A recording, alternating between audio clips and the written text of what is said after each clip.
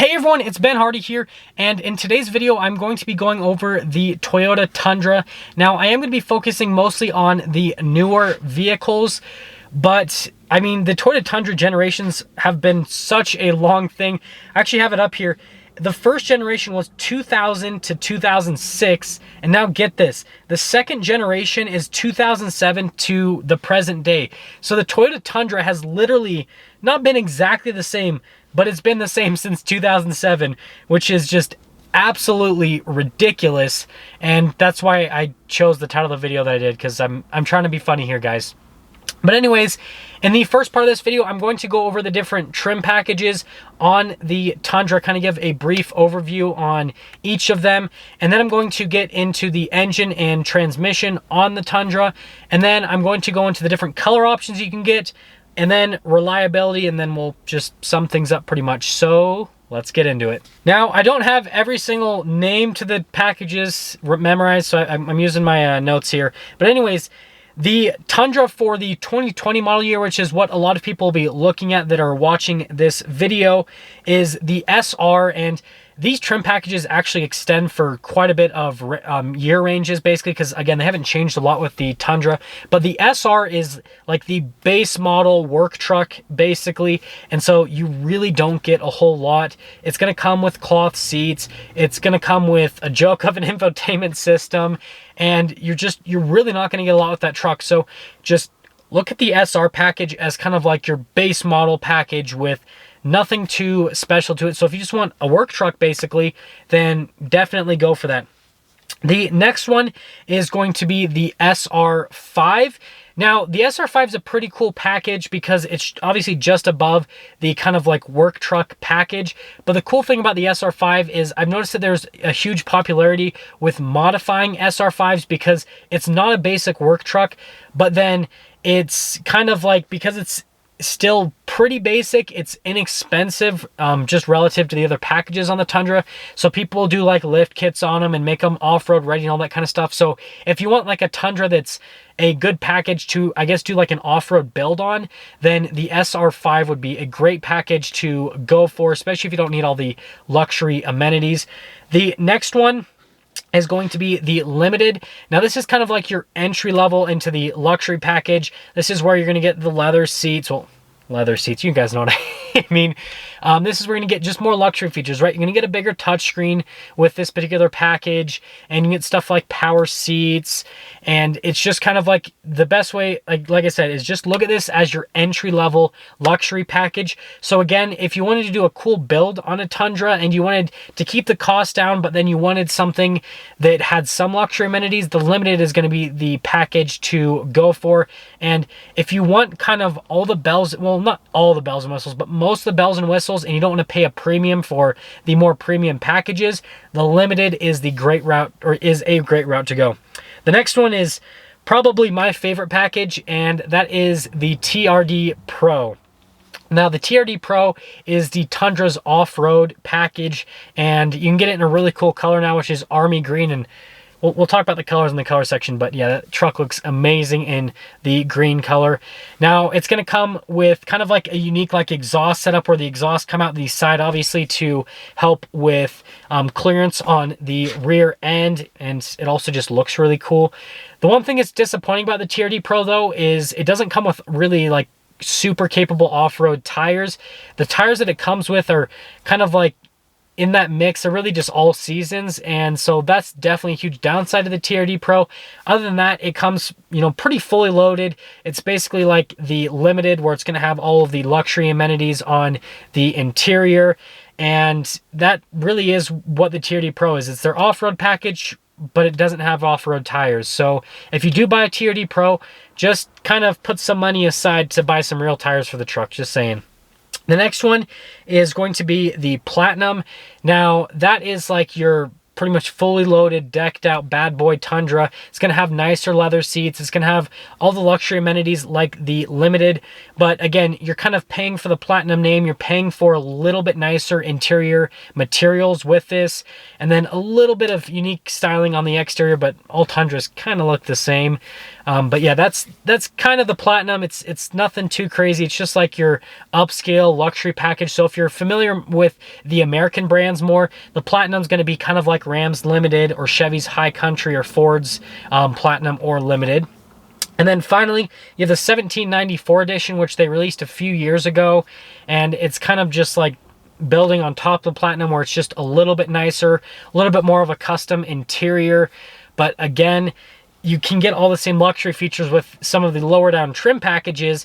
It just doesn't have as nice of an interior. It doesn't have like all the exterior badging and exterior looks that the 1794 edition has. So yeah, again, you kind of are paying for badge engineering to an extent, but you do get a little bit of a nicer truck. Instead of just making a 1 minute segment on the 5.7 V8, I thought I'd just go over the engines that you could get with the Tundra, since it was released all the way back in 2007 for this generation. Anyways, the first engine option that was available was a 4-liter V6 with 236 horsepower. That was from 2007 to 2010. And then they also released at the same time a 4.7-liter V8 with 276 horsepower. That was 2007 to 2009, which they then later replaced that with a 4.6-liter V8 that had 310 horsepower, and that one's still available. That was 2010 and on. And then the other V6 that they released from 2011 to 2013 was again a 4-liter with 270 horsepower, so a little bit up from the 236. And then the engine that you're going to see in almost every single Tundra out in the market is a 5.7-liter V8 that has 381 horsepower, and it has just over 400 foot-pounds of torque. And again, that was 2007 to present, and so that engine's just been around forever. Anyways, in terms of transmissions, you could get a 5-speed automatic with the older ones, but now all of them will come with a 6-speed automatic that's still ancient. So yeah, that's kind of like your engine transmission setup. Now, if you are going to get a Tundra, like I said, most of them are going to come with that 5.7-liter V8, and its power figures are actually okay for the truck segment. That transmission brings it down, and so it also makes the fuel economy just abysmal.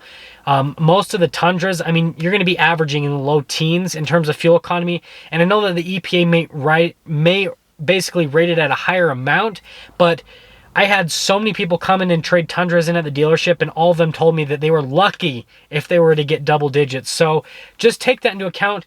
The engine's awesome in terms of reliability, but yeah, it definitely is a gas guzzler. Now, I'm going to go over the colors that you can get in 2020, since you could still order a 2020, whereas with any of the older trucks, since you can't order them anymore, you're just at the mercy of whatever colors are out there on the market. But anyways, there's Calvary Blue, Voodoo Blue, which I think the Voodoo Blue is awesome, Midnight Black, which is just black, Smoked Mesquite, Magnetic Gray, which that's just a pretty clean look, Cement, that also looks really cool in the Tundras, Silver Sky Metallic, Super White, which it's funny that it's called Super White, Barcelona Red Metallic, Quicksand, and my favorite, Army Green. If you get a Tundra TRD Pro, please get it in Army Green.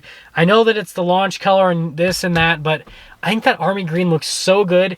And I think that Toyota, probably out of any of the other manufacturers in kind of like the entry-level vehicle realm, and what I mean is just not luxury vehicles, I think they have the best colors. They're just, the paint that they do always looks really good, and it's always really high quality from what I've seen when I've gone into car dealerships in terms of how long it holds up and all that kind of stuff. So yeah, Toyota's done a good job with the paint, but those are your color options for the Tundra. Now let's get into probably the shortest section in the video, and that is the reliability on the Tundra.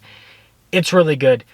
Toyota has had a ton of time to perfect the engine and transmission and everything with the chassis on the Tundra, and Toyota is just always good with reliability in general. They're really conservative with their vehicles in terms of just how much power they put into the engine, so they just make sure their engines are not under a lot of strain, so then their product ends up being really reliable. So in terms of reliability, if you get a Tundra, yeah, the engine and transmission are going to be super solid, but again, gas is going to be an issue. They get horrible fuel economy, and everything else around the Tundra, from what I've seen for Tundras that got traded in when I worked at the dealership, and just from what I've heard from owners, is everything holds up really well. The paint seems to hold up well, the body, all the components, all the electrical stuff, just everything holds up really well in the Tundras. So if you are looking for a truck and you just want something that's the most reliable thing ever pretty much, then the Toyota Tundra is going to be the route to go.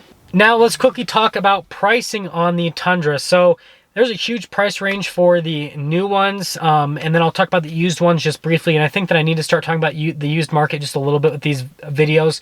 But in terms of the new ones, if you get like a base model, you're talking about 33 grand roughly, all the way up to over $60,000 if you do like a fully loaded 1794 edition, or even some of the TRD Pros can get up to that expensive. And in terms of the used market, that's the hardest part, is Toyota Tundras hold their value really well, and so even really high mileage ones are worth a lot of money. And so this is almost one of those trucks where it makes more sense to buy it new than used. If you buy a used one, again, you don't have to worry about reliability as much, but you usually have to pay quite a bit of money for them. I've seen Tundras that have been several years old with over 100,000 miles, and they're still going for $20,000, sometimes $30,000. And so if you are looking in the used market, just understand that you're gonna have to pay a premium for this vehicle, and it might make more sense to just end up buying a new one, just because the depreciation is pretty low on them, depending on the specific trim package that you get. And in terms of trim packages that I would recommend, again, like I said kind of earlier, if you just want like to build up a truck and you want something with just enough features, the SR5 is a great route to go, or the Limited. Now, if you have to have the TRD Pro because you want the name and all that kind of stuff, I would at least recommend to buy different tires for the truck if you seriously want to off-road it, just because the tires from the factory suck. And the other packages above that, I mean, if you need the nicer interior, then cool. I wouldn't get them personally, but yeah, that's kind of where I'd be at the truck. Is if I wanted to build like a crazy build and spend the least amount of money, I'd do an SR5. If I wanted some luxury features, I'd do the Limited. And if I wanted the like cool name, I'd get a TRD Pro. And all I'd really do is just add some tires to it. Maybe an exhaust too to make it a little bit louder, but I mean, that's pretty much it on that. That is going to sum up our video for our buyer's guide on the Toyota Tundra from 2007 to 2020, or the time of the dinosaurs to the present day. But anyways, if you're stopping in for the first time, please subscribe, comment down below what you think, and then I will see all of you in that next video.